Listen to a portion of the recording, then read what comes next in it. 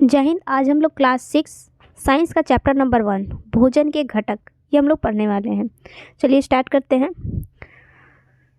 ठीक है, देखिए जितने भी इम्पोर्टेंट इसमें पॉइंट्स होंगे वे सबको हम हेडलाइन करते जाएंगे और आप उसे नोट कीजिए। अगर कॉपी लेकर बैठे हैं तो नोट कीजिए, नहीं तो आराम से सुनिए, आपको याद हो जाएगा। ठीक है, चलिए स्टार्ट करते हैं हम लोग। देखिए, पिछली कक्षाओं में हमने उन खाद्य पदार्थों की सूची बनाई थी जिन्हें हम खाते हैं। आप लोग जो रेगुलर खाते हैं उसका आप एक बार सूची बना के देखिए, आप लोग क्या क्या खाते हैं दिन भर में। ठीक है, भारत के विभिन्न भागों में खाए जाने वाले भिन्न भिन्न व्यंजनों के बारे में भी हमने बताया था। ये सब पिछली कक्षा में हम लोग पढ़ चुके हैं कि हम लोग रेगुलर क्या खाते हैं और भारत के विभिन्न भागों में क्या क्या खाया जाता है। भारत में जितने भी राज्य हैं, हर राज्य में लगभग अलग अलग तरह के भोजन खाए जाते हैं, अलग अलग तरह के वस्त्र पहने जाते हैं, मतलब हर जगह बहुत ज़्यादा भिन्नताएं पाई जाती हैं। ठीक है, तथा इन्हें मानचित्र में अंकित किया था पिछली कक्षा में। इस प्रकार भोजन में चपाती, दाल, बैंगन का भरता हो सकता है, तो दूसरे में चावल, सांभर, ठीक है, तथा भिंडी हो सकता है। इसके अतिरिक्त अन्य भोजन में अम्पम, मछली तथा सब्जियां हो सकती है। ठीक है, इस तरह के बहुत डिफरेंट तरह के भोजन पूरे भारत में खाए जाते हैं। आमतौर पर हमारे आहार में अन्न से बना कम से कम एक व्यंजक होता है। दूसरे खाद्य पदार्थों में दाल, मांस या कोई व्यंजक तथा सब्जी हो सकती है। मतलब हम लोग जो भोजन खाते हैं उसमें एक तो अन्न होता है और बाकी मतलब कि जैसे दाल, मांस ऐसा हो सकता है। मतलब कहने का मतलब है कि जैसे कि हम लोग सुबह नाश्ता करते हैं तो हो सकता है रोटी खाते हों, उसके साथ हल्का सा सब्जी, हल्का सा दाल, इस तरह से होता है। तो मतलब जो रोटी हो गया वो अन्न के लिस्ट में आ गया और दाल, सब्जी ये तो व्यंजक है। ठीक है, इसमें दही, खट्टा या फिर अचार भी शामिल हो सकता है हम लोग जो खाते हैं। इस तरह के आहार के कुछ उदाहरण सारणी 1.1 में दिया गया है। आप नीचे देखिए सारणी को। इस सूची में कुछ अन्य व्यंजक जोड़िए तथा इस सारणी को पूरा कीजिए। यहाँ सारणी दिया हुआ है 1.1। देखिए, जैसे पंजाब में अन्य जो होता है मक्के की रोटी होती है, दाल, मांस, राजमा होता है, सब्जी या सरसों का साग वो लोग अधिक पसंद करते हैं। और अन्य व्यंजक की बात करें तो दही, घी वो लोग ज़्यादा पसंद करते हैं पंजाब में। आंध्र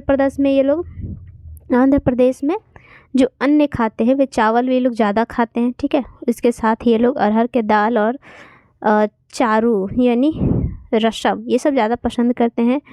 कुंदरू ये पसंद करते हैं सब्जी में, और एक्स्ट्रा में ये लोग मट्ठा, घी, अचार खाना पसंद करते हैं।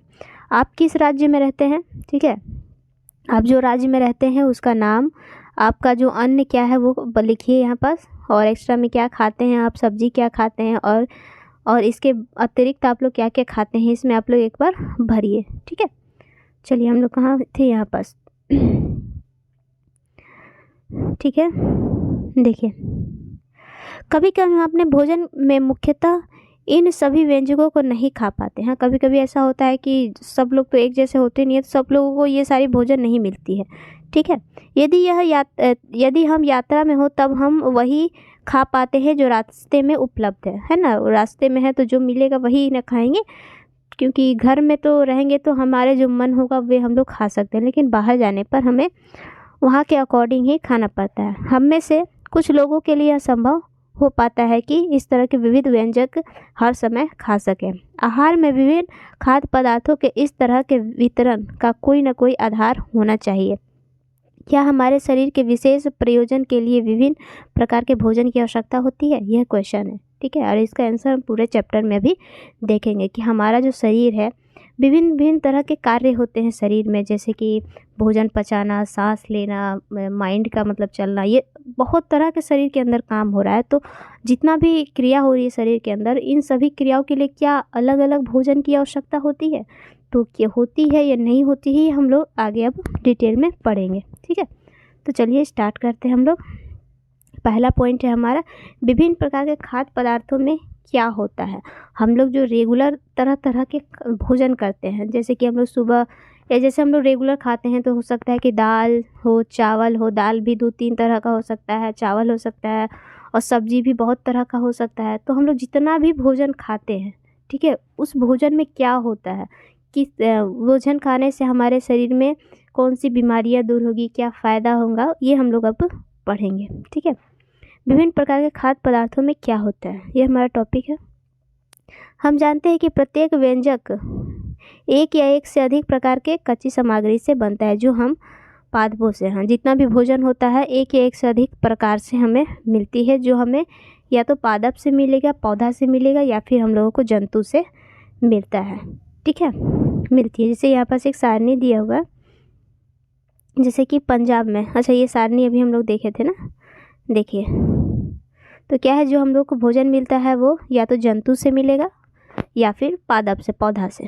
ठीक है, इस कच्ची सामग्री के घटक क्या है? इस सामग्री में हमारे शरीर के लिए कुछ आवश्यक घटक होते हैं। इस घटक को हम पोषक कहते हैं। जो हम लोग भोजन खाते हैं जो हमें जंतु से मिलती है, जैसे कि मांस, मछली, अंडा जंतु से मिलती है, दूध, और जो पादप से मिलती है सब्जी, चावल, ये सब, आटा, ये सब पादप से मिलती है। तो ये जितने भी भोजन है ना, इन सब में कुछ ना कुछ घटक होते हैं, मतलब कुछ ना कुछ फ़ायदे होते हैं। ठीक है, तो उस फायदे को, उस घटक को क्या कहा जाता है? पोषक कहा जाता है। और हमारे भोजन में मुख्य पोषक 5 पोषक पाए जाते हैं। ठीक है, हम लोग जो भोजन खाते हैं उसमें 5 तरह के पोषक पाए जाते हैं। पहला कार्बोहाइड्रेट, प्रोटीन, वसा, विटामिन तथा खनिज लवण। ठीक है, ये आपको याद रखना है और ये इम्पोर्टेंट भी है। हमारे भोजन में 5 तरह के मुख्य पोषक तत्व पाए जाते हैं। पहला कार्बोहाइड्रेट, प्रोटीन, वसा, विटामिन तथा खनिज लवण। इसके अतिरिक्त हमारे भोजन में रुक्षांश तथा जल भी शामिल होता है। ये 5 के साथ साथ हम लोग रुक्षांश भी खाते हैं और जल भी पीते हैं, जिनकी हमारे शरीर की आवश्यकता होती है। ठीक है, देखिए, क्या सभी खाद्य पदार्थों में ये सभी पोषक तत्व उपलब्ध होते हैं? क्या हम लोग जितना भी खाते हैं क्या सब में पोषक तत्व उपलब्ध होता है? तो सब में होता है, लेकिन सब में ये 5 नहीं पाया जाता है। ठीक है, कोई भोजन है जिसमें हो सकता है केवल कार्बोहाइड्रेट पाया जाए, कोई है जिसमें सिर्फ प्रोटीन पाया जाए, किसमें केवल वसा पाया जाता होगा, कोई कोई ऐसा पदार्थ होगा, कोई कोई ऐसा भोजन है जिसमें 2-3 तरह की चीज़ें पाई जाती है। ठीक है, कुछ साधारण विधियों से हम यह ज्ञात कर सकते हैं कि कच्ची सामग्री या पके हुए भोजन में कौन सा एक या एक से अधिक पोषक उपस्थित है। मतलब कुछ यहाँ क्रियाकलाप दिया हुआ है, उसके माध्यम से आप पता लगा सकते हैं कि जो हम भोजन खा रहे हैं क्या उसमें कार्बोहाइड्रेट उपस्थित है, कि प्रोटीन है, कि वसा है, कि विटामिन है। ठीक है, आप भोजन से पता लगा सकते हैं आखिर इसमें क्या चीज़ है। ठीक है, तो चलिए हम लोग क्रियाकलाप करते हैं और पता लगाने की कोशिश करते हैं कि हम लोग जो भोजन खाते हैं उसमें क्या पोषक उपस्थित है। ठीक है, कार्बोहाइड्रेट, प्रोटीन, वसा के परीक्षण अन्य पोषक के परीक्षणों की अपेक्षा सरल होती है। कार्बोहाइड्रेट, प्रोटीन और वसा, इन लोगों का जो परीक्षण है वो बहुत ही सरल होती है। अब इसकी अपेक्षा विटामिन और खनिज लवण की अपेक्षा काफ़ी सरल होती है। आइए इन परीक्षणों करके परीक्षणों को करके प्रेक्षणों की सारणी 1.2 में लिखते हैं। ठीक है, चलिए क्रियाकलाप हम लोग स्टार्ट करेंगे। अब हम लोग उससे पहले इन परीक्षणों को करने के लिए आपको क्या क्या चीज़ चाहिए, आप लोग घर में भी कर सकते हैं। सबसे पहले आयोडीन ले लीजिए, कॉपर सल्फेट और कास्टिक सोडा। आप विलयन की आवश्यकता होगी, कॉपर सल्फेट और कास्टिक सोडा के विलयन की आपको आवश्यकता होगी।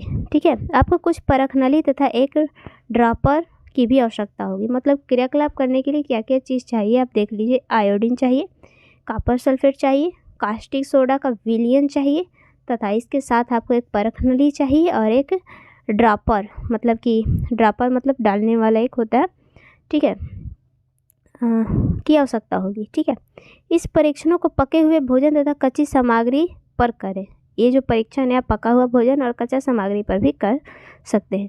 इन परीक्षणों से प्राप्त प्रेक्षणों को सारणी 1.1 में दर्शाए गए तरीके से लिख सकते हैं। इन सारणी में कुछ पदार्थ दर्शाए गए हैं। आपका परीक्षण इन पर या अन्य किसी उपलब्ध खाद्य पदार्थों पर कर सकते हैं। इन परीक्षणों को सावधानी से कीजिए और किसी भी रसायन को खाने या चखने का प्रयत्न मत कीजिए। ठीक है, मतलब ये परीक्षण आप लोग सावधानी से कीजिए और कोई भी रसायन है या पदार्थ है उसको डायरेक्ट चखिए मत, पहले उसका परीक्षण कीजिए। ठीक है, चलिए ये बताया जा रहा है, यदि आवश्यक विलयन तत्काल उपलब्ध नहीं है तो आपके अध्यापक निम्न विधि से उन्हें तैयार करा सकते हैं। ठीक है, चलिए क्रियाकलाप हम लोग, अभी भी क्रियाकलाप स्टार्ट नहीं हुआ है, अभी भी थोड़ा सा है। देखिए, आइए विभिन्न खाद्य पदार्थों की जांच करके देखें कि किसमें कार्बोहाइड्रेट उपस्थित है। सबसे पहले हम लोग कार्बोहाइड्रेट का जांच करेंगे कि जो हम लोग भोजन खाते हैं कौन से भोजन में कार्बोहाइड्रेट उपस्थित होता है। कार्बोहाइड्रेट कई प्रकार के होते हैं, बहुत ही इंपॉर्टेंट है, ठीक है। कार्बोहाइड्रेट सिर्फ एक नहीं होता, कार्बोहाइड्रेट कई प्रकार के होते हैं। हमारे भोजन में पाए जाने वाले मुख्य कार्बोहाइड्रेट मंड और शर्करा के रूप में पाए जाते हैं, ठीक है। कार्बोहाइड्रेट दो प्रकार के हैं, ठीक है। एक होता है मंड के रूप में हमारे भोजन में पाए जाते हैं, दूसरा शर्करा के रूप में भोजन में पाए जाते हैं, ठीक है। मंड और कार्बोहाइड्रेट एक ही नहीं है, हल्का सा डिफरेंट है इसमें, ठीक है, क्योंकि यहाँ दिया भी है कार्बोहाइड्रेट कई प्रकार के होते हैं, मंड और शर्करा के रूप में हमारे भोजन में पाए जाते हैं, ठीक है। यहाँ देखिए एक बॉक्स दिया हुआ है जो काफ़ी इम्पोर्टेंट हो सकता है।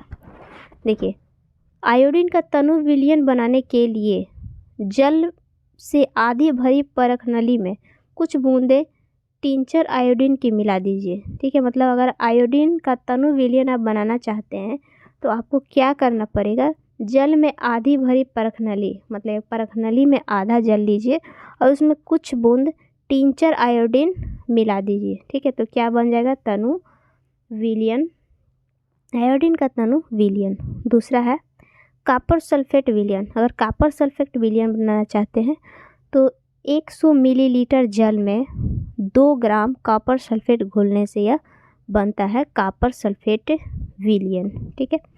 तीसरा पॉइंट है 100 मिलीलीटर जल में 10 ग्राम कास्टिक सोडा घोलने से हमें अपशिष्ट कास्टिक सोडा विलयन मिलता है, ठीक है। तो ये तो बस केवल बॉक्स है। चलिए देखिए क्रियाकलाप अब स्टार्ट हो रहा है। यहाँ से मंड का परीक्षण, यदि किसी खाद्य पदार्थ में मंड हो तो उसका आसानी से परीक्षण कर सकते हैं। मंड मतलब ये कार्बोहाइड्रेट का एक प्रकार है, ठीक है। मंड का परीक्षण हम लोग कैसे करेंगे, देखिए मंड के लिए परीक्षण के लिए खाद्य पदार्थ का कच्ची सामग्री का अल्प मात्रा लीजिए। कोई भी हम लोग भोजन करते हैं उसका कच्चा हो या पक्का, उसका थोड़ा सा मात्रा ले लीजिए। इसमें तनु आयोडीन विलयन की 2 या 3 बूंद डालिए, ठीक है। तनु आयोडीन विलयन, अभी हम लोग ऊपर देखिए तनु आयोडीन विलयन कैसे बनता है, ठीक है। देखिए फर्स्ट बॉक्स में क्या दिया है, आयोडीन का तनु विलयन बनाने के लिए जल से भरी आधी परख नली में कुछ बूंद टिंचर आयोडीन के मिलाने से तनु आयोडीन बन जाता है, ठीक है। तो क्या बोल रहा है, कोई भी हम लोग भोजन ले लिए और उसमें 2 या 3 बूंद तनु आयोडीन विलयन डालें।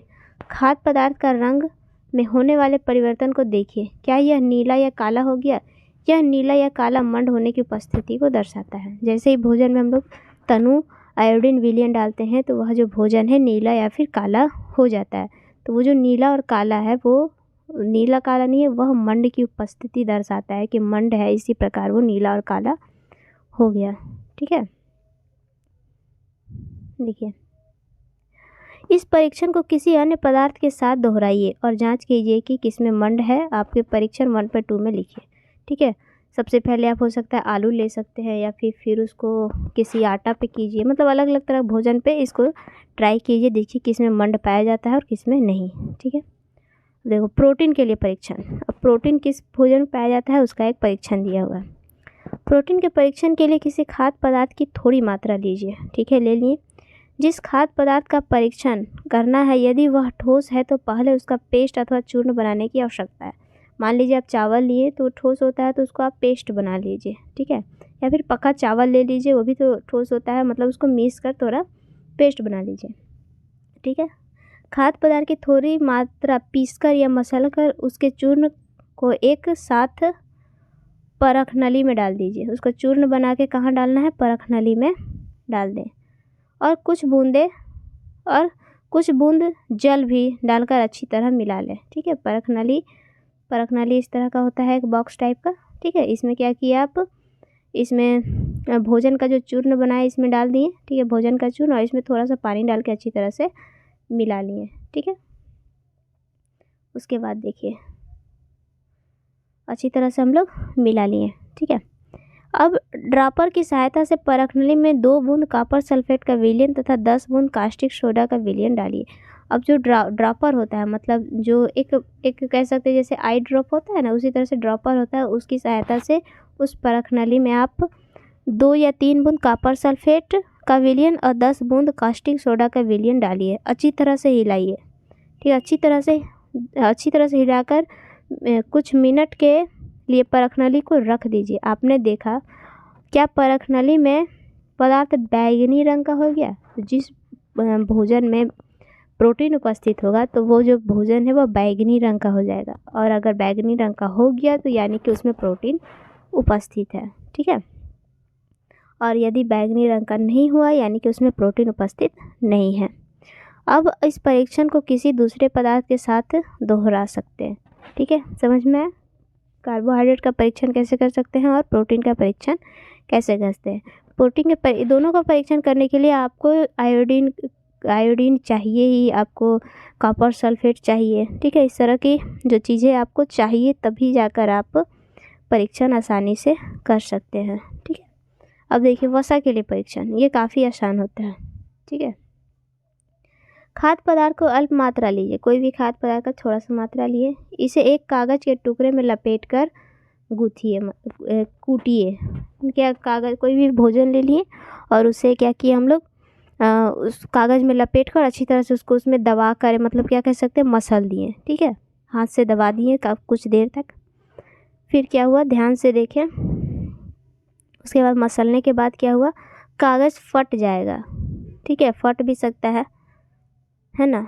अब कागज़ के सीधा कीजिए और ध्यानपूर्वक देखिए क्या इस पर तेल के धब्बे हैं। हाँ, अगर भोजन में तेल है तो ये तेल के धब्बे कागज़ में सट जाते हैं। कागज़ को किसी प्रकाश के सामने लाइए। अब उस कागज़ को किसी प्रकाश के सामने लाएंगे तो वो जो तेल का धब्बा है उसकी वजह से प्रकाश आर पार नहीं होगा। क्या आपके इस धब्बे से होने वाली धुंधला प्रकाश दिखाई देती है? हाँ, देता ही है। कागज़ पर तेल का धब्बा वसा होने का उपस्थिति को दर्शाता है। ठीक है, खाद्य पदार्थ में कभी कभी जल की भी मात्रा हो सकता है खाद्य पदार्थ में जल हो, इसी वजह से कागज़ भीग गया हो। उसको काम कीजिए, उसको धूप में सुखा दीजिए, तो जो जल है वो तो उड़ जाएगा, लेकिन जो वसा है वो कितना भी धूप में सुखा दे वो कागज़ में ही सटा हुआ रहेगा। इस दशा में कागज़ को धीरे धीरे रगड़िए और कुछ समय के लिए कागज़ को सुखा दीजिए। ठीक है, सुखा दीजिए मतलब जितना पानी होगा उसमें वो धूप की वजह से चला जाएगा। सुखा दीजिए ताकि खाद्य पदार्थ में कुछ जल आया हो तो वह सूख जाए। इसके बाद यदि कागज़ पर तेल का धब्बा न रहे तो यह पता चलता है कि पदार्थ में वसा उपस्थित नहीं। अगर धब्बा नहीं रहा, अगर धूप में सुखाएं कागज़ को, अगर धब्बा नहीं है यानी कि वसा नहीं है। ये परीक्षण क्या दर्शाता है? क्या वसा, प्रोटीन तथा मंड उन सभी खाद्य पदार्थों की उपस्थिति है जिनका आपके परीक्षण किया। ठीक है, देखिए क्या एक खाद्य पदार्थ में एक या एक से अधिक पोषक तत्व उपस्थित हो सकते हैं? बहुत अच्छा सवाल है। जैसे कि हम लोग आलू पे परीक्षण किए, मान लीजिए, तो आलू में तो कार्बोहाइड्रेट होता है, तो क्या आलू में ज़रूरी है केवल कार्बोहाइड्रेट? हो सकता है उसमें प्रोटीन भी हो, वसा भी हो। इस तरह के सवाल मन में बनते होंगे। ठीक है, तो आगे हम लोग देखेंगे कि किन किन भोजन में क्या पाया जाता है और किस में मल्टीपल पाया जाता है, मतलब किस में बहुत सारी चीज़ें पाई जाती हैं। क्या आपने कोई ऐसा पदार्थ पाया जिसमें इनमें से कोई भी पोषक तत्व उपस्थित ना हो? आपने जो ऊपर परीक्षण किया तो 2-4 भोजन पे आप परीक्षण कर सकते हैं। ठीक है, तो देखेंगे किसी में एक ही चीज़ पाया जाएगा, किसी में दोनों पाया जाएगा, किसी में कुछ भी नहीं। ऐसा हो सकता है कुछ भी ना हो। ठीक है, हमने 3 पोषक तत्वों कार्बोहाइड्रेट, प्रोटीन और वसा का परीक्षण किया है ना। विटामिन तथा खनिज लवण जैसे अन्य पोषक तत्व भी हमारे विभिन्न खाद्य पदार्थों में उपस्थित होते हैं। ठीक है, और इसका परीक्षण करना थोड़ा कठिन होता है, मतलब सरल नहीं होता है। इसको आप लैब में कर सकते हैं परीक्षण। ये तो नॉर्मली घर में हम लोग कार्बोहाइड्रेट, प्रोटीन, वसा का परीक्षण कर लिए। ठीक है, देखिए हो गया, उपस्थित होते हैं। इन सभी पोषक तत्वों में क्यों आवश्यकता है? अब ये जो हम लोग कार्बोहाइड्रेट, प्रोटीन, वसा, विटामिन, खनिज लवण जो हम लोग खाते हैं, तो ये हमारे शरीर के लिए क्यों आवश्यकता है?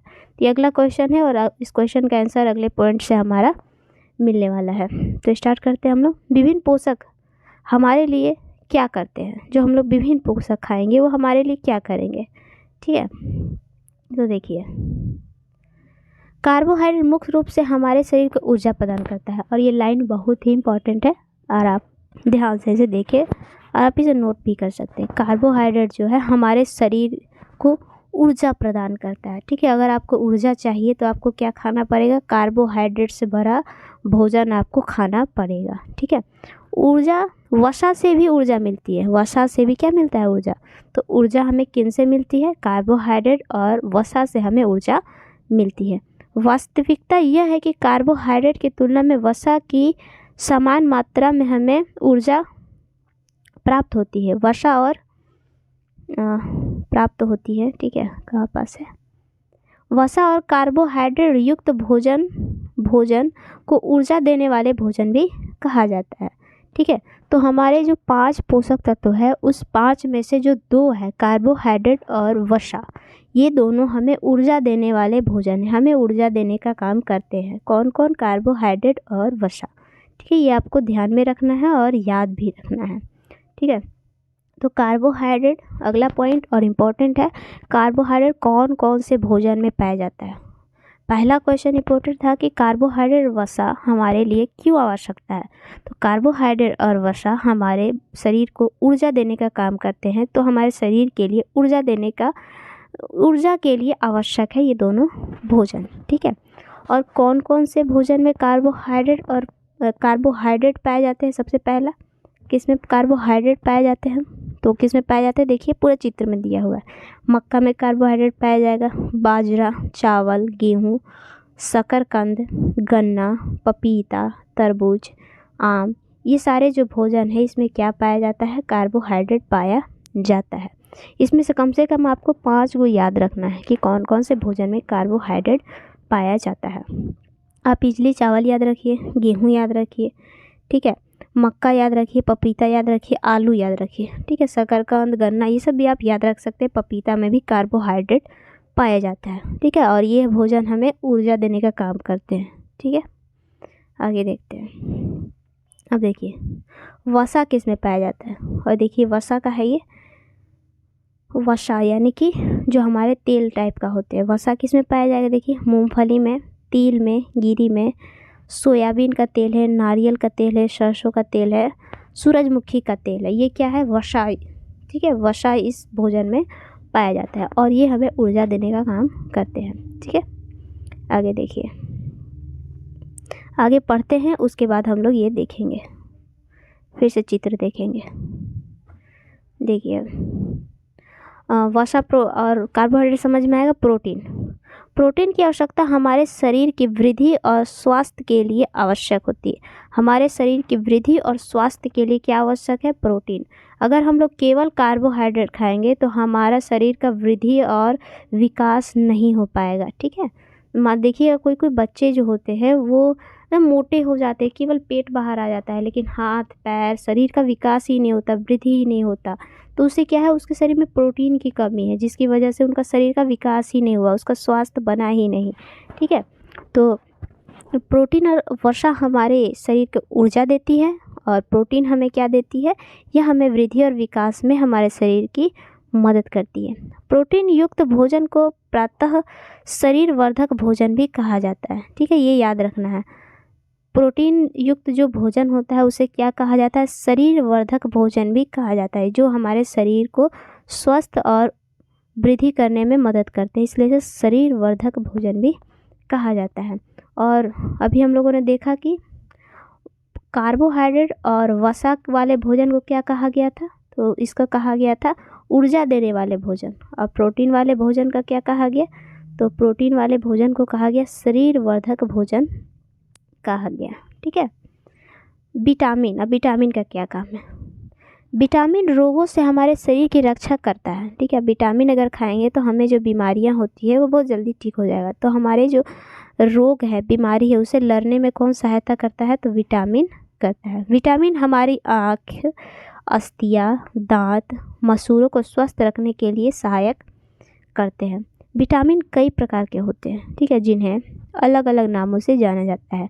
इनमें से कुछ को vitamin A, vitamin B, vitamin C, vitamin D, vitamin E तथा विटामिन के नाम से जाना जाता है। ठीक है, विटामिन के एक समूह को विटामिन बी कॉम्प्लेक्स भी कहते हैं। ठीक है, विटामिन बी कॉम्प्लेक्स भी कहते हैं। हमारे शरीर को सभी प्रकार के विटामिनों की आवश्यकता होती है, ठीक है, अल्प मात्रा में आवश्यकता होती है। विटामिन ए हमारी त्वचा और आँखों को स्वस्थ रखता है। देखिए यहाँ से जो क्वेश्चन है काफ़ी इंपॉर्टेंट है, एक एक लाइन उठा के आपके एग्ज़ाम में देता है, बहुत ज़्यादा क्वेश्चन है, बहुत ज़्यादा इंपॉर्टेंट है, ठीक है। एक बार रिवाइज करते हैं। प्रोटीन हमारे शरीर को वृद्धि और स्वास्थ्य रखने में मदद करता है, जिसे स्वास्थ्यवर्धक भोजन भी कहते हैं। विटामिन हमारे शरीर के रोगों से लड़ने में मदद करता है, और ये विटामिन बहुत प्रकार के होते हैं, ठीक, कई प्रकार के। विटामिन ए होता है, vitamin B, vitamin C, vitamin D, vitamin K, vitamin E होता है। एक विटामिन बी कैम्प्लेक्स भी होता है। और ये जितने भी विटामिन हैं हमारे शरीर में कौन कौन से रोग से लड़ते हैं यहाँ पास दिया हुआ है, ठीक है। देखिए विटामिन ए जो होता है, अगर हम विटामिन ए खाएंगे तो हमारी त्वचा और आँखें स्वस्थ रहेगी। विटामिन सी बहुत से रोगों से लड़ने में हमारी मदद करता है, विटामिन सी रोगों से लड़ने में मदद करता है। विटामिन डी अस्थियाँ और दांतों को स्वस्थ, अस्थियाँ और दांतों के लिए कैल्शियम का उपयोग करने में हमारे शरीर की आवश्यकता है, ठीक है, सहायता करता है। विभिन्न विटामिनों से भरपूर भोजन चित्र में दिया हुआ है, ठीक है, चित्र आगे दिया हुआ है, हम लोग देखेंगे। फिलहाल यहाँ याद रखिए विटामिन ए से हमारी आँखें त्वचा स्वस्थ रहती है, विटामिन सी से रोगों से लड़ते हैं, विटामिन डी हमारे अस्थियाँ और दांतों के लिए आवश्यक है। और किस किस भोजन में कौन कौन सी विटामिन पाई जाती है यह ऊपर में दिया हुआ है।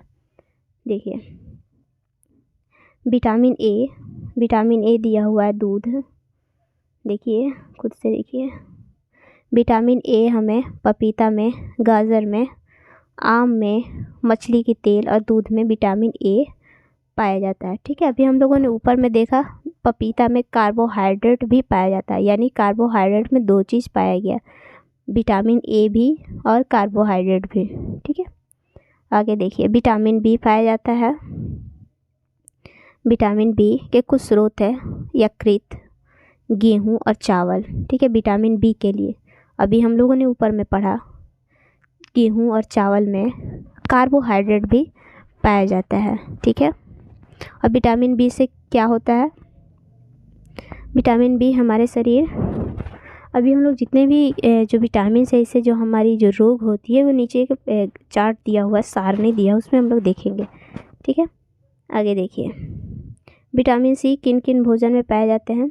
विटामिन सी संतरा में, टमाटर में, अमरूद में, मिर्च में, नींबू और आंवला में, इसमें विटामिन सी पाया जाता है।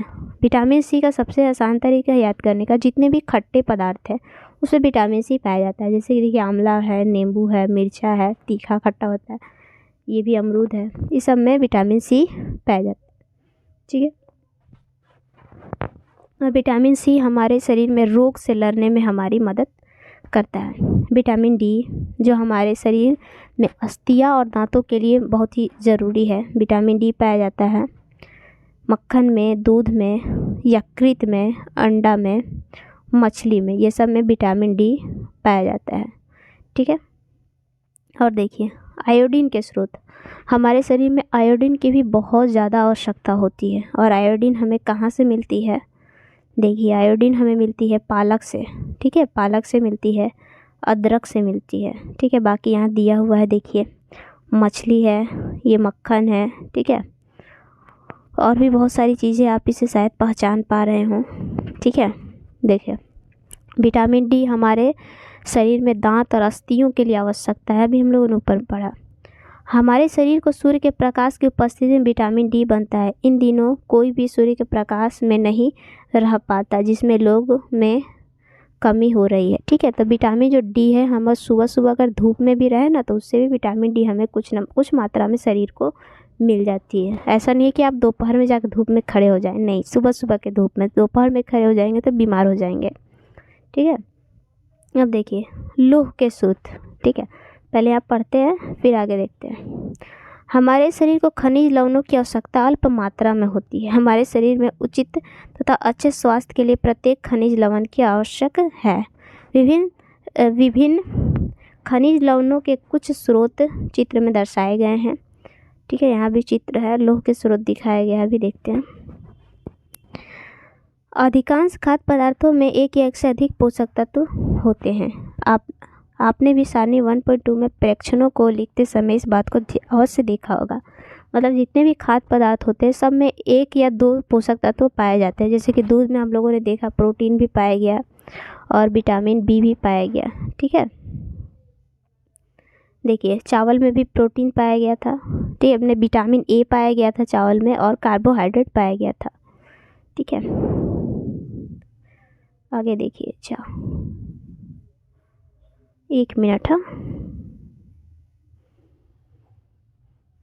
विटामिन कहाँ गया? विटामिन लोह के स्रोत यहाँ है। देखिए इन पोषकों के अलावा हमारे शरीर को आहार, रेशे तथा जल की आवश्यकता होती है। इतना पोषक खाने के बाद भी हमारे शरीर को क्या चाहिए? आहार, रेशे चाहिए तथा जल की आवश्यकता होती है। आहारी रेशे रुक्षांश के नाम से भी जाने जाते हैं। ठीक है, आहार रेशा मतलब कह सकते हैं कि जैसे हम लोग एक्स्ट्रा में सलाद खाते हैं ना, गाजर, उसमें टमाटर रहेगा, खीरा रहता है और कोई और भी बहुत सारी चीज़ें मिला के खाई जाती है, तो वो क्या है? रुक्षांश है। और उसके साथ ही पानी की भी आवश्यकता हमारे शरीर को होती है।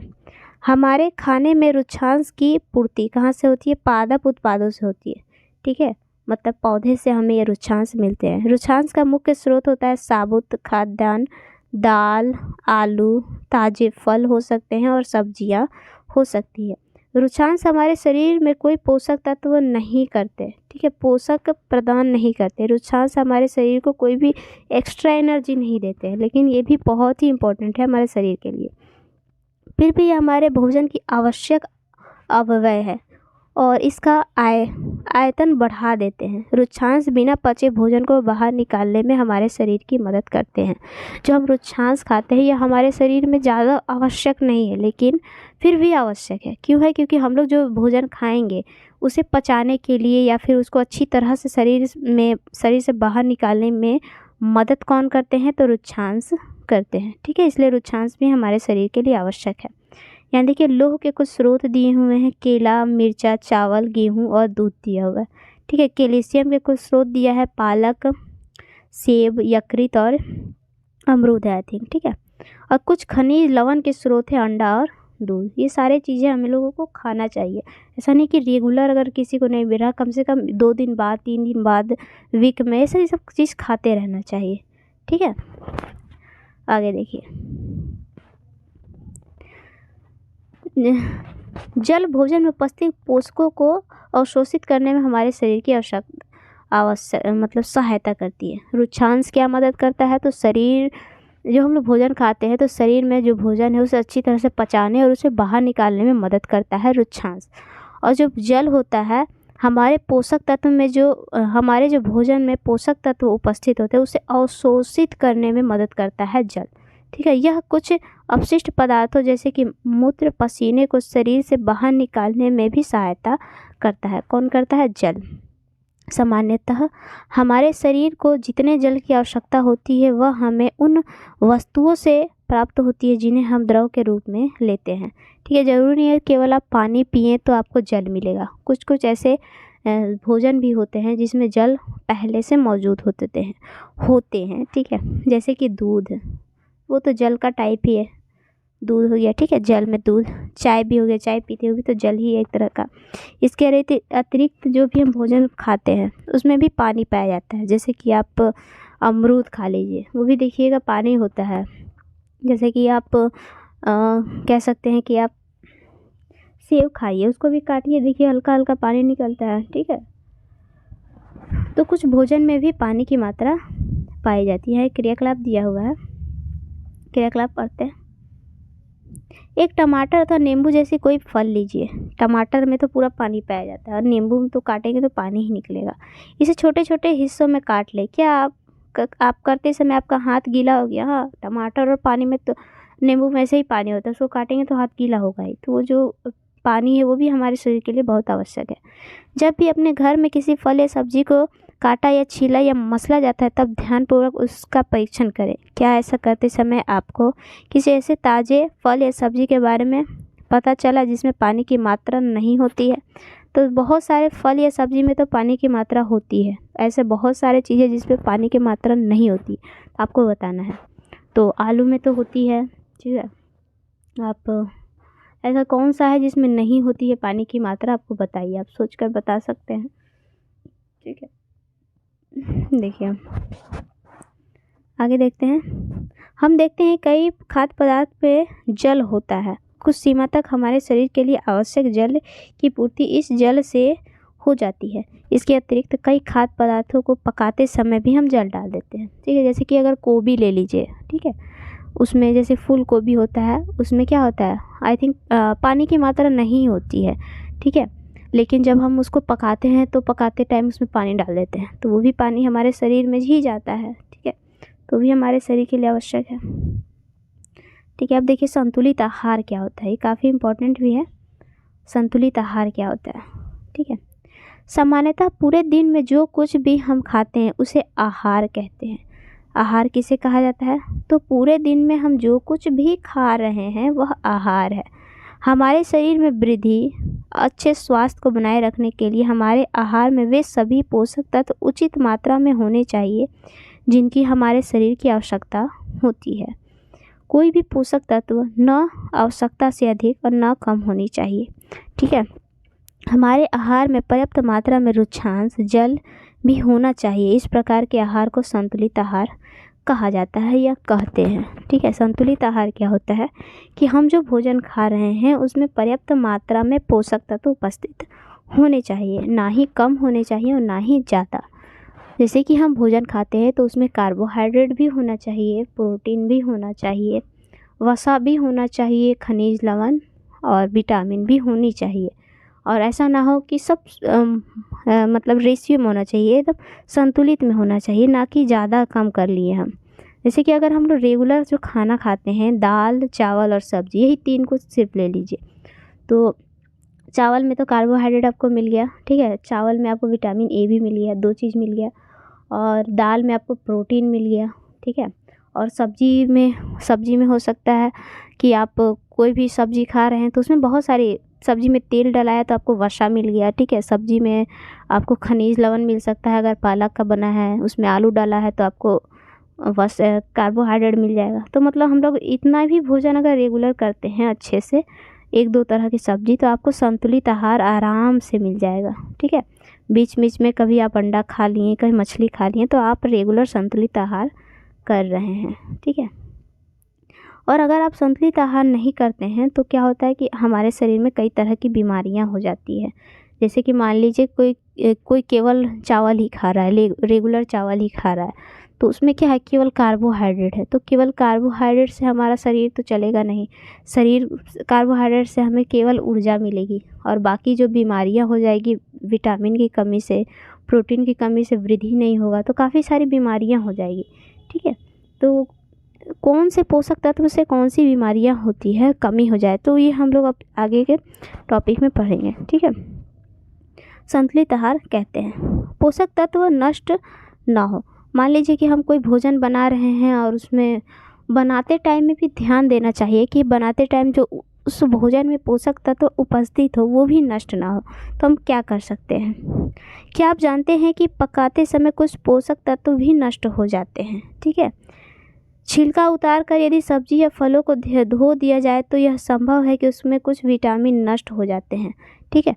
तो अगर हम आलू को मान लीजिए छील दिए तो उस छिलका में जो प्रोटीन या विटामिन था वो तो नष्ट हो गया, ठीक है। छिलका में भी कुछ पाया जाता है, ठीक है।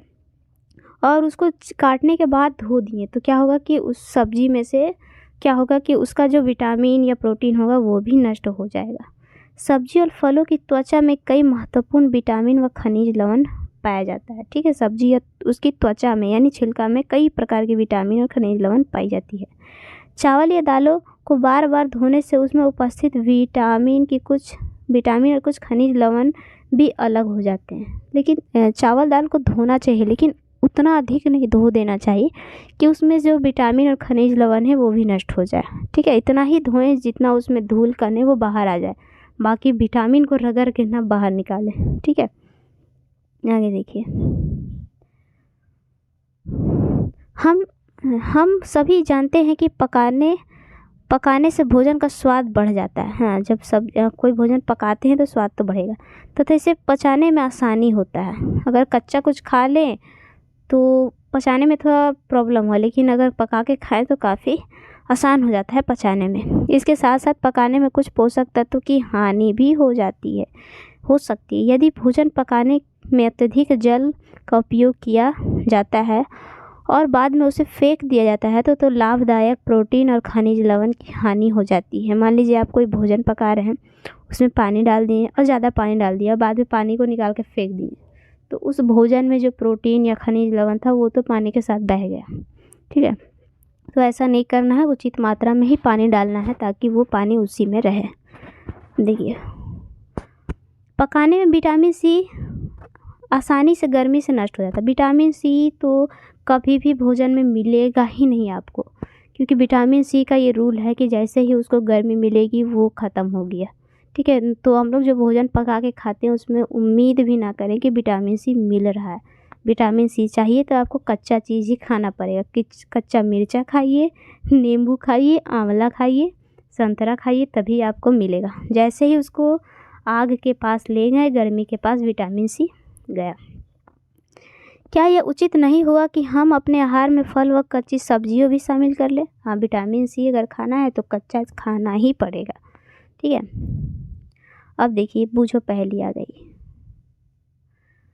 बूझो ने सोचा कि हर समय वसायुक्त भोजन खाने से सर्वोत्तम भोजन है। एक कटोरी कार्बोहाइड्रेट युक्त भोजन की अपेक्षा एक कटोरी वसायुक्त भोजन अधिक ऊर्जा देगा। क्या ऐसा नहीं होता?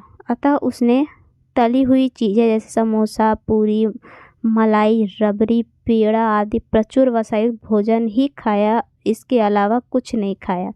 ठीक है, ये बूझो है, ये क्या सोच रहा है कि इतना पढ़ने के बाद इसे इतना समझ में आया कि अगर हमें ऊर्जा चाहिए तो उतना भोजन खाने से अच्छा है कि एक कटोरी वसा ही खा लें। वसा यानी कि क्या, तेल, घी। एक कटोरी वसा ही खा लेगा, तुरंत उड़ जाएगा, खेलने चला जाएगा। तो ये क्या किया, वसायुक्त भोजन खाना स्टार्ट कर दिया, केवल वसायुक्त, पूरी, तरकारी, मलाई, क्या क्या है सब खाना शुरू कर दिया। तो क्या हुआ, एक ही तरह का ये पोषक ले रहा है। तो एक ही तरह का पोषक अगर हम लोग अधिक मात्रा में खा लेना तो भी नुकसान है। मतलब एकदम मेंटेन करके खाना है, ना ही अधिक खा लेना है ना ही कम खाना है, एकदम आराम, मतलब संतुलित करके खाना है। ठीक है, देखिए अब बहुत हानिकारक हो सकता है। आप देखिए एक ही तरह का भोजन तो ये खा लिया वसायुक्त, तब ये भी हानिकारक है। हमारे भोजन में वसा की अधिक मात्रा मोटापे का कारण बनती है। अगर हम लोग अधिक वसा खा लें तो आपका शरीर मोटा होने लगेगा, बीमारी हो जाएगी। ठीक है, मोटापे का कारण हो सकता है अत्यधिक वसा। ठीक है, तो नॉर्मली खाना है, ज़्यादा नहीं। आगे देखिए कौन कौन से रोग हैं। अभाव जय रोग्य। ठीक है, आगे क्या है, अभाव जय रोग्य, मतलब कि हमें जो पोषक तत्व है 5, कार्बोहाइड्रेट, प्रोटीन, वसा, विटामिन, अगर उसमें से किसी एक की कमी हो जाए तो हमें हमारे शरीर में बीमारियां हो जाएगी। तो ये अभावजय रोग होता है कि किसी पोषक तत्व की कमी से जो रोग हो जाए वही अभावजय रोग्य होता है। एक व्यक्ति खाने के लिए पर्याप्त भोजन पा रहा है, लेकिन कभी कभी उसके भोजन में किसी विशेष पोषक की कमी हो जाती है। मान लीजिए आप रेगुलर तो भोजन खा रहे हैं, मान लीजिए रेगुलर आप दाल दाल और चावल ही खा रहे हैं। ठीक है, तो ये 2 चीज़ खाने से हमारा शरीर मेंटेन नहीं होगा, अभी बहुत सारी चीज़ों की कमी हो जाएगी। यदि एक लंबे अवधि तक रहा तो व्यक्ति में अभाव ग्रसित हो जाएगा। ठीक है, लंबे समय तक एक ही चीज़ खाते रहें तो आपका शरीर अभाव ग्रसित हो जाएगा। एक या एक से अधिक पोषक तत्वों का अभाव हमारे शरीर में रोग तथा विकृति उत्पन्न कर सकता है। ये रोग लंबी अवधि तथा पोषक के अभाव के कारण हो सकते हैं, इसे अभावजय रोग कहा जाता है। ठीक है, आगे देखिए, यदि कोई व्यक्ति अपने भोजन में पर्याप्त प्रोटीन ना ले रहा हो, मान लीजिए कोई व्यक्ति प्रोटीन ही नहीं ले रहा है, यानी कि वो दूध भी नहीं खाता, अंडा भी नहीं खाता, मछली भी नहीं खाता, दाल भी नहीं खा रहा है, प्रोटीन ले ही नहीं रहा है, तो प्रोटीन से जो रोग होते हैं, हम लोगों ने पढ़ा था कि प्रोटीन हमारे शरीर में वृद्धि और स्वास्थ्य के लिए कार्य करता है। तो प्रोटीन खा ही नहीं रहा है तो उसके शरीर की वृद्धि ही नहीं होगी, स्वास्थ्य सही ही नहीं रहेगा। जैसे कि वृद्धि की अवरुद्ध हो जाएगी, उसका वृद्धि रुक जाएगा, चेहरे पर सूजन, बालों का रंग का उड़ना, त्वचा या बीमारियाँ, पेचिश ऐसी आदि बीमारियाँ हो जाएगी अगर वो प्रोटीन की कमी अपने भोजन में कर रहा है तो। यदि प्रोटीन व कार्बोहाइड्रेट दोनों ही किसी व्यक्ति के आहार में लंबे समय तक अनुपस्थित रहे तो वृद्धि पूरी तरह से अवरुद्ध हो जाएगी। ठीक है, पूरा तरह से वृद्धि नहीं होगा एकदम, अगर भोजन में प्रोटीन और कार्बोहाइड्रेट दोनों ना ही मिले तो एकदम। ठीक है, ऐसे व्यक्ति बहुत दुबला पतला हो जाएगा, वह इतना दुबला हो जाएगा कि चलने में भी असमर्थ हो जाएगा, इतना वो पतला हो जाएगा कि वो चल भी नहीं पाएगा अगर ये दोनों की कमी हो गई हमारे शरीर में, प्रोटीन और कार्बोहाइड्रेट की। ठीक है, आगे देखिए कहाँ गया, असमर्थ है। विभिन्न विटामिन और खनिज लवणों के अभाव से विभिन्न रोग व विकृतियाँ हो सकती है, और विटामिन और खनिज लवण से भी बहुत सारी बीमारियाँ होती है। ठीक है, इनमें कुछ सारणी में भी दिया हुआ है। सभी अभावजय रोगों की रोकथाम संतुलित आहार से ही हो सकती है। संतुलित आहार खाएंगे तभी इस तरह बीमारियों से हम बच सकते हैं। इस अध्याय में हमने स्वयं ही यह जानने की कोशिश की कि विभिन्न क्षेत्रों में भोजन की इतनी अधिक विविधता होते हुए भी आहार में पोषक तत्वों की वितरण सामान्य है। ठीक है, अगर हम लोग भारत के विभिन्न भागों में जाएं तो हर जगह अलग अलग तरह के भोजन होते हैं, पाई जाती हैं, लोग खाते हैं, फिर भी वहाँ संतुलित आहार हर जगह पाया जाता है। ठीक है, तो कैसे पाया जाता है भी देखते हैं। यह कि वितरण हमारे आगे पहले पढ़ लेते हैं फिर। यह वितरण सामान्य है। यह वितरण हमारे भोजन में आवश्यक पोषक तत्वों की उपस्थिति सुनिश्चित करती है। ठीक है, देखिए एक सारणी दिया हुआ है जो बहुत ही ज़्यादा इम्पोर्टेंट है, बहुत ज़्यादा इम्पोर्टेंट। ठीक है, इम्पोर्टेंट। देखिए विटामिन ए, विटामिन ए अगर हम लोग ना खाएं तो क्या होगा, हमारे शरीर में कौन सी बीमारी होगी। विटामिन ए अगर हम लोग नहीं खाते हैं तो दृष्टिहीनता हो जाएगी। क्षीणता, दृष्टिहीनता मतलब आँखों से दिखाई नहीं देगा। ठीक है, रतौंधी भी कह सकते हैं, विटामिन ए की कमी से होती है। तो इसके लक्षण क्या क्या दिखेंगे कि आपको विटामिन ए की कमी है, तो आपकी दृष्टि जो है कमज़ोर हो जाएगी। ठीक है, आप देख नहीं पाएंगे अच्छे से। अंधेरे में कम दिखाई देना, अंधेरा में आपको दिखाई ही नहीं देगा, कम दिखाई देगा, कभी कभी पूरी तरह से दिखाई देना बंद कर देगा। अगर विटामिन ए की कमी है तो आपका आँख तो गया, आपको दिखाई ही नहीं देगा। विटामिन बी, विटामिन B1 की कमी से आपको कौन सा बीमारी होगा, तो बी से बेरी रोग होगा। बेरी रोग होता क्या है, तो दुर्लभ पेशियों और काम करने में ऊर्जा की कमी। तो क्या होता है, आपकी जो पेशियां हैं, आपकी जो मसल्स हैं, वो क्या हो जाएगी, एकदम दुर्लभ हो जाएंगी। अगर आपको विटामिन B1 की कमी है तो आपकी जो मसल्स हैं, आपका जो स्किन है एकदम दुर्लभ हो जाएगा, यानी कि झूल जाएगा, कह सकते हैं एकदम बूढ़ा जैसा हो जाएगा। ठीक है, अगर आपको बेरी रोग हो गया, और ये बेरी रोग किसकी कमी से होता है, तो विटामिन B1 की कमी से होता है। बेरी रोग होता क्या है, तो ये बेरी होने से हमारी जो मसल्स है वो कमज़ोर हो जाती हैं और ऊर्जा की कमी हो जाती है। विटामिन सी से हमें कौन सी बीमारियां होती हैं, तो स्कर्वी बीमारी होती है। और स्कर्वी होती क्या है, तो मसूड़ों से खून निकलना, घाव भरने में अधिक समय लगना, स्कर्वी रोग होती है। ठीक है, देखिए बहुत लोगों के मसूड़ों से खून निकलता है, अगर उसे घाव हो गया तो भरता ही नहीं है जल्दी। तो वे किसकी कमी से हुआ, तो विटामिन सी की कमी से हुआ। विटामिन सी को पूर्ति के लिए आपको क्या क्या खाना चाहिए, तो खट्टी चीज़ें खानी चाहिए, आंवला, मिर्चा, संतरा। ठीक है, इस तरह से चीज़ें खानी चाहिए। विटामिन डी, विटामिन डी से कौन सा बीमारी होता है, विटामिन डी नहीं खाने से कौन सा बीमारी होता है, रिकेट्स। ठीक है, रिकेट्स। और रिकेट्स कौन सी बीमारी होती है, तो अस्थियों का मुलायम होकर मुड़ जाना रिकेट्स होती है। ठीक है, अगर विटामिन डी की आपके शरीर में कमी है तो आपको रिकेट्स हो जाएगा। और रिकेट्स के अंतर्गत आपका जो अस्थि है, आपकी जो हड्डियां हैं वह मुलायम होकर मुड़ जाएगी, यानी कि आपको लकवा भी मार सकता है। लकवा मारना क्या होता है, हड्डी एकदम मुड़ कर टेढ़ा हो जाता है। ठीक है, वही लकवा है विटामिन डी की कमी से। इसे ठीक करना है तो आपको क्या खाना चाहिए, आप कमेंट में बताएंगे। इतना तो है कि आपको सुबह के धूप में रहने से भी विटामिन डी मिल जाएगा। अब कैल्शियम हमारे अस्थियां और दंत क्षय, अगर कैल्शियम की कमी है तो आपका हड्डी और दांत खराब हो जाएंगे।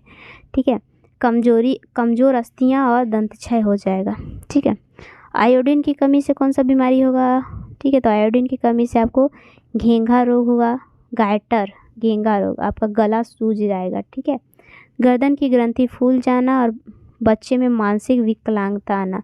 अगर आयोडीन की कमी है तो आपकी गर्दन जो है, गर्दन की जो ग्रंथियाँ हैं वह फूल जाएगी, ठीक है। और अगर बच्चे में आयोडीन की कमी हो गई है तो उसको मानसिक बीमारी हो जाएगी, यानी कि वो कह सकते हैं कि दिमागी तौर पर मतलब उसका मानसिक बीमारी यानी पागल हो सकता है, ऐसा कह सकते हैं नॉर्मल भाषा में। लोह की कमी से अरक्ता आती है यानी कमजोरी आती है, ठीक है। तो ये आपको ध्यान में रखना है, ये पूरा टेबल आपको ध्यान में रखना है। चलिए अभी देखिए यहाँ दिया हुआ है प्रमुख शब्द, इतना हम लोगों ने ऊपर में पढ़ा। संतुलित आहार पढ़ा, बेरी बेरी रोग पढ़ा, कार्बोहाइड्रेट पढ़ा, ऊर्जा पढ़ा, वसा, खनिज, पोषक, प्रोटीन, रुक्षांश के बारे में अब हम लोगों ने पढ़ चुका, मंड और विटामिन, ठीक है। इसे भी रहने देते हैं। पूरे चैप्टर में हम लोगों ने क्या पढ़ा यहाँ पर शॉर्ट में दिया हुआ है। सबसे पहला पॉइंट, हमारे भोजन में मुख्य पोषक तत्वों के नाम कार्बोहाइड्रेट, प्रोटीन, वसा, विटामिन तथा खनिज लवण है। इसके अतिरिक्त हमारे भोजन में आहारी रेशे और जल भी पाए जाते हैं। कार्बोहाइड्रेट तथा वसा हमारे शरीर को मुख्य रूप से ऊर्जा देती है, पढ़ा हम लोगों ने। प्रोटीन तथा खनिज लवण की आवश्यकता हमारे शरीर में वृद्धि तथा अनुरक्षण के लिए होती है। विटामिन हमारे शरीर में रोगों में रक्षा करने में सहायता करते हैं। संतुलित आहार हमारे शरीर के लिए आवश्यक सभी पोषक तत्वों तथा पर्याप्त रुक्षांश और उचित मात्रा में उपस्थित रहते हैं। हमारे शरीर में लंबी अवधि तक एक अथवा अधिक पोषक तत्वों की न्यूनता हमारे विशिष्ट रोगों तथा विभिन्न विकार उत्पन्न हो सकते हैं। अगर हमारे शरीर में विभिन्न पोषक तत्वों की कमी लंबे समय तक रही तो हमें अलग अलग तरह की बीमारियां हो सकती है। यहाँ अभ्यास प्रश्न दिया हुआ है, इसे हम एक बार डिटेल में समझा देते हैं और बाकी आप बनाइएगा। हमारे भोजन के मुख्य पोषक तत्वों के नाम लिखें, ठीक है। तो पोषक तत्व कौन कौन से? कार्बोहाइड्रेट, प्रोटीन, वसा, विटामिन और खनिज लवण। विभिन्न निम्नलिखित के नाम लिखिए, ठीक है। पोषक में जो मुख्य रूप से हमारे शरीर को ऊर्जा देता है, ऊर्जा कौन देता है? कार्बोहाइड्रेट और प्रोटीन देता है, हम लोगों ने पढ़ा। दूसरा, पोषक में जो हमारे शरीर में वृद्धि और अनुरक्षण के लिए आवश्यकता है, कौन सा है? तो प्रोटीन हमारे शरीर में अनुरक्षण तथा वृद्धि के लिए आवश्यकता है। प्रोटीन और खनिज लवण आप लिख सकते हैं। विटामिन जो हमारी दृष्टि के लिए आवश्यक है, हमारे दृष्टि के लिए कौन सा आवश्यकता है? विटामिन ए, ठीक है। विटामिन ए हमारे दृष्टि के लिए आवश्यक है। वह खनिज जो अस्थियों के लिए आवश्यकता है, ठीक, अस्थियों के लिए खनिज का नाम पूछ रहा है तो आप इसमें पालक लिख सकते हैं। कैल्शियम जिसमें पाया जाएगा वो खनिज हमारे अस्थियों के लिए आवश्यक है। तीसरा, ऐसे 2 खाद्य पदार्थों के नाम लिखे जिसमें निम्न पोषक तत्व प्रचुर मात्रा में उपलब्ध होते हैं। वसा किस में पाया जाता है? आपको लिखना है 2 नाम। तो वसा किस में पाया जाता है? घी में और तेल में पाया जाता है, ठीक है। मंड किस में पाया जाता है? आप लिखिए। आहारी रेशे और प्रोटीन किस में पाए जाते हैं? आप इसमें भरिएगा। इनमें सही कथन पे सही टिक लगाएं, ठीक है। देखिए, केवल चावल खाने से हमारे शरीर में पोषक आवश्यकता पूरा कर सकते हैं? नहीं, बिल्कुल नहीं, गलत टिक है। केवल चावल खाने से हमारा शरीर में सभी पोषक तत्व कहाँ से पूरा होगा? संतुलित आहार खाकर अभावजन्य रोगों को रोकथाम की जा सकती है, बिल्कुल सही बात है। संतुलित आहार खाएंगे तो अभावजन्य रोग से हम बच सकते हैं। शरीर के लिए संतुलित आहार में नाना प्रकार के खाद्य पदार्थ होने चाहिए, बिल्कुल सही बात है। संतुलित आहार में बहुत तरह के भोजन होने चाहिए। हमारे शरीर को सभी पोषक तत्व उपलब्ध कराने के लिए केवल मांस पर्याप्त है? नहीं, बिल्कुल नहीं, ठीक है। नेक्स्ट क्वेश्चन, रिक्त स्थान की पूर्ति। विटामिन डी के अभाव से कौन सा रोग होता है? ठीक है, तो विटामिन डी के अभाव से हमारी जो अस्थियां होती है वो क्या होता है? मुलायम होकर मुड़ जाता है, ठीक है। तो क्या होती है? रिकेट्स रोग होती है, ठीक है। विटामिन डी की कमी से क्या होता है? रिकेट्स नाम की रोग होती है। बेरी बेरी नामक रोग होता है। विटामिन B1 की कमी से क्या होता है? बेरी बेरी रोग होता है। विटामिन सी के अभाव से हमको रिकेट्स, विटामिन सी के अभाव से क्या होता है? हमें स्कर्वी रोग होता है, ठीक है। विटामिन सी से क्या होता है? हमें स्कर्वी रोग होता है। हमारे भोजन में अभाव से रतौंधी, विटामिन ए की अभाव से रतौंधी होता है, ठीक है। तो पूरा क्वेश्चन बन गया। तो मिलते हैं अगले चैप्टर में, तब तक के लिए अपना ख्याल रखें।